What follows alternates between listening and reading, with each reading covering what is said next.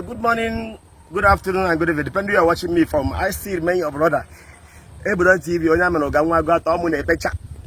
Hey, Obia.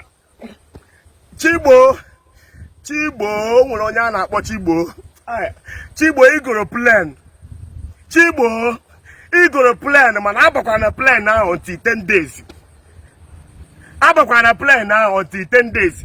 Con one, Chibo, we get for a goodie. Chibo, you never know. Hey, o nwere onye a na-akpọ onye amị a na-eti ya onye amị ọ gbajiri ọkpa onye amị jiri aka gị chọrọ ebe ị ga-agba ọgwụ egwukwara ka mmadụ kpọrọ gị gaa maka mmadụ kpọrọ gị gaa ebe ahụ onye a ga-akpọ gị gaa na nke ajọ mmadụ ga-egbu ejekwana ebe ahụ onye amị biko hey Dubai Udodi. And I know what people can do. And I'm the type of people in gap. I will type of people in gap. The type of people who do I know what you can do. I know the type of person without again or cigar. I will not know. So come again and come and go with Ebuka would amoma we more blessing. Kara na wado nine. Ebuka Obi would amo if I say bro Ebuka Obi. Onye na obere chukwum. Just no would amoma yakun I want there's yakun na talk for weeks. Yere me onu. Ndo obi ojo yere me onu. Because when Ejo Ebuka Obi for a blessing. No blessing na area cancer. Not put an isi ya. Kezi guru si no blessing CEO ka na ekumate. Ana ma ju na aju. When na mugu Ebuka Obi na-egbu amụma wo jikpo blessing CEO then ka eze guru si no blessing CEO mgbe onye mkpọ kita na-egbu amụma nke makwuru na onye mkpọrọ akpọm Chigbo ke Chigbo nke ọwụ zanụ ya nke a dị isi ka akpọkọ ikube a na-akpọ ọkụ IB nke a na-eji ụka jekọtara ụka ute anya ọkụ ji eje ụka Chineke arụ ọrụ mapụjebe omenala bụ ụzọ eziokwu afọ m ihe gị na amata ya si na-ezuzu mgbe unu si na Jeremiah ka afọ ya bịa na ọ ga-eme onye dara onye kụrụ ngwọrọ ome ya unu na-akwụgharị n'iro ndị na-eji nta anụ maka Kraịst ihere mee unu ngụwa akụ IB dị isi ka akpọkọ ikube dị isi ka ihe eji esikwasị ite na village ihere mee ga anụ nke na-akpọ Ebuka n'ọnụ mana ọ gị ka ihere na-eme kama unu onwe mmadụ ga-stọpụ Chineke stọpụ unu kama unu ga-stọpụ Jesus Christ will stop people. God from why. Get go to see Ebuka will blessing CEO. Ebuka in the go will blessing CEO. Blessing the war carry 5 million. Blessing this on Anam short. Kai was here no win no. Blessings this on we are 2,000 blessing. Kita kwa bwana Chibo. Asin Chibo, he go plan. Ke Chibo nke na-ekwu. Ngwa kwa na Chibo nke na-ekwu. Ndarala.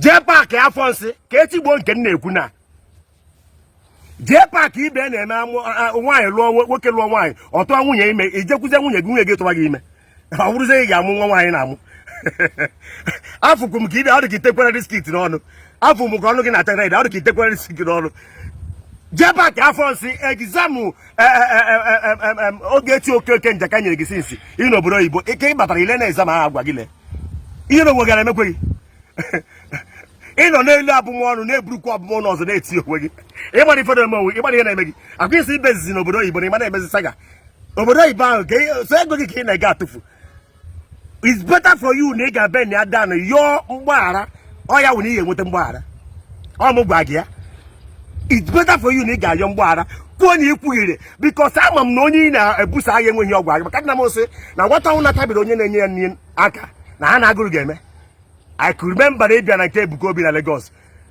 nwoke na-enwere nsogbu nwoke ji obiọma were emere mmadụ ihe kpọọ gị sị gị na ọ na-alaiki ndị blọga especially ndị na-ekwu ezigbo okwu ndị na-eme ka obodo na-adị mma wee 500,000 nye gị ịgbapụzie wee si nwoke anyị 500,000 wee na-egwuri ebe ọ na ị gara ichefuo na ọ bụrụ onye ọbụla ka ị ga-eji wee egwu egwu na nwata nwere ike iji ara nne ya wee egwu egwu na o were nke mpe o were amụ mpe egwu egwu mpe were ọkpọbụ nwaanyị isi agbụrụ m nkịta kpọọ Chigbo nke Ghost of Agenda ka m na-akpọ eburu nwere onye kpọ ha na Chigbo ma ọ kpọọ mmadụ unu si na onye aka na-akpọ kịta mkpọ Chigbo ke Chigbo nke mkpọrọ akpọrọ Chigbo nke God's agenda ka akpọrọ m Chigbo nke na-akụrụ Ebuka Obi egwu ngwagwana m Chigbo nke mbọ Chigbo nọ n'ụwa o ruru millions unu amara onye Ebuka Obi kpọrọ Blessing o nwere ike na Congo Ebuka kpọrọ Blessing ịmara o nwere ike na Congo ịmara onye nke ahụ akpọrọ Blessing nwere ike ịnọ o nwere ike sef na US mgbado dịka ọkụ IB pimpụ gbakasị n'ihu dị ihu ka arụsị na-ekwugheri na onye Ebuka na-ekwu maka ya bụ Blessing CEO how come na ọya ka esi ma ọnụ ka ọ na-agbọ ihe na-emekwere n'unu ana m agwa unu akwefụrụ ndị a na-asị na Chineke adụrọ na Chineke nwụ nke anwụrụ nka zere ha eze da devilish ndị a dị evil ọ gwa gị I'm ka m gwa gị eziokwu esendara m setup since last month on 15th ka Facebook send setup ka m bido earn one money mmadụ sị m na onye m na-ejekwa IB ka ọ monetize akaụntụ m si God forbid na ọ ka mma na nnọ on monetize na nne nwere page m nye Uncle IB I can't do that o megide my faith Uncle IB si na onwe ya dịka Chineke na nke a mere nke a mere nke na ote na ọ gara bụrụ ụka mbịa were page m nye ya for what orugo mgbe anyị ga-amụ ife mana ihe mmadụ standing for abụkwa ọ pụta na-ekwu nwayọ unu ga-ejizi nke a wee nwa na da boy dị efu Uncle IB ya ekwesịghị ka ha na mmadụ na-emekọ ife ebe ọ hụrụ Ebuka Obi gboro onwe ya ma onye na-achọ nsogbu onye ụnụ ya na-aza anụ ọkụkọ ụnụ ya na-azọ plen ọ chọọ ijoje ego private jet ogo mana ụnụ na-afịa na private jet onye ifuru a na-esevu ego ya esevu n'ọnya ka o jikwa nyere ụmụ ogbe ya aka na-arụgasị ihe niile dị iche iche gwa pastọ rụrụ ya ihe unu na-achọ ka ịbụ silent ya nke ahụ ka ọ dị unu ka ụna silent na other pastors silent onye ọnwụna ọnụ nwere ụfọdụ ndị pastọ adị egbuzi ama maka onye chọọ igbukịta ọ na-atụ ụjọ na nke onye maka ọ ya egbukịta ọ bụrụkwa problem ndị rut igo na nsogbu n'obodo adịgo too much ndị rut igo na nsogbu adịgo too much mana unu ama kwụsịrị Ebuka kwuru kwuchara dade unu kwuru Ebuka na-eme nke na o gburu ama mistake o gburu na ama mistake JPAC afọ nsọ na-achịgherizi ama nke ahụ ọkụkwa nke a ka unu kwughericha ihe a n'abalị akwa o gbukọrọ ọzọ to show you na ọ bụrụ mmadụ sendịrị na Chineke sendịrị ya unu na-eme na nkịtị rada unu na-eburu abụmọnụ nobody can stop Obedechukwu nobody can stop Ebuka Obi gaa na maki a na ọmụ gwara unu kama unu ga-stop Ebuka Obi stop unu akwanye na Facebook a na-ekiri ka ife ka onye ọla si ga-end I never see person onye ọwụna fight God onye ọwụna fight God ka Chineke kara iti ya mmọnwụ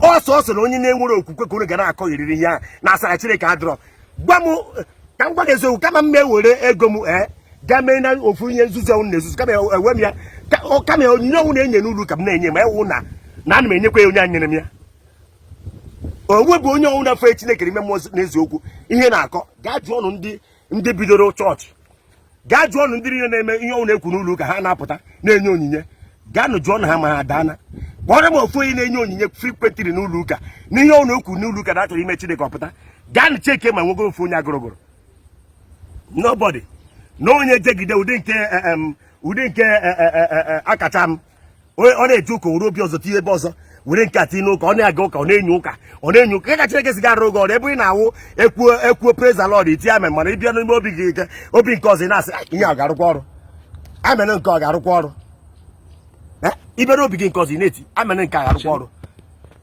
ọ ka sị ka ngwa unu kpachara na anya unu hapụ na Ebuka Obi aka unu ga-adaikwa n'olulu unu ndị na-agba Ebuka mgba unu ga-adaikwa n'olulu agwa ka nsị ka ngwa unu ọ nwere asụ sụkwa n'ikwe amakwa asụ ya supikwa ọkpa ya asụrụ n'ala supi ọkpa gị ahụ ka i wee mụta ya ọsịsọ ọ ka nsị ka ngwa unu hapụ na Obedechukwu aka na onye agbara abụrụ Blessing CEO ihe okwu Blessing na that person can be in anywhere ngwa ka m kwukwere Ebuka kịta akwekwu m onye amị na ụga kwakpọ m onye amị na ụga ị nwere accident ịgbajiri ọkpa akpọ m onye amị mana ọ bụrụ onye amị na ụga eti m ihe onye amị na ụga akpọ m onye amị nke m ka a na-ekwu mma ekele m onye amị ahụ agbaji m ọkpa mana enwere ike ekwu eketa ụlọ si o mekwa ya mistake lere ọ kpọrọ onye amị lere mana onye amị na ụga ka kara aga ije ọfụma enwekwara ihe mere onye amị na ụga mgbe m kpọrọ onye amị na ụga kwa mkpọrọ onye amị ndị na-azụ onye amị n'ụwa karị 1 million mana nke m bụ onye amị na ụga ịlụzie ka kpọrọ onye amị isi na mmụọ enwere ike ileza anya n'ọkpa ọhụrụ ọkpa m agbaji esi eyi ama nke agwa ọkụ ọ sịrị Ebuka ọ kpọrọ onye amị na ụga onye amị na ọkpa ya mere mgbachi gwaanyị na onye amị ọkpa ya ka dị mma onye ọnwụ ndị na-azụ onye amị karịrị akarị so ọnwụ na ị dị aghọta prọfesi ịlakpu obe gị Kiyari iburu abumono ina mo ebosi webia. Una try is that, but nobody can stop Ebuka, only God. In the end, try can stop Ebuka. It can't stop Ebuka. Rather, God will stop you. Because what you like, I'm on the video me ebonibu. Ote naka. Monoka we kuzero ni ye. Oto anu se eche. Na amuma abro finye. Ebu amuma ụfọdụ n'ime unu na-ekwu na ọ blesisi yo. N'ime obi unu kwa unu makọrọ bụ blesisi yo ka na-ekwu na ọ kwuru nwe ọkụ Ebuka. Kwuru ma nwụrụ aga select ya. You people cannot select Ebuka. Una select go some ndama. Mara ụmụ ememe wuya n'ebe Ebuka nọ. Onye una try ya mmụọ tie ya. You can't stop Evangelist Ebuka Obi. Na ọ bụrụ nzere onye sitere ya Chineke. You so ka ị mara ka ị man dia yourself. Man dia your learn before eke tie gị. Aka sị ka ngwuru aka nwanne unu. Onye amịnọ ka nwa gọta.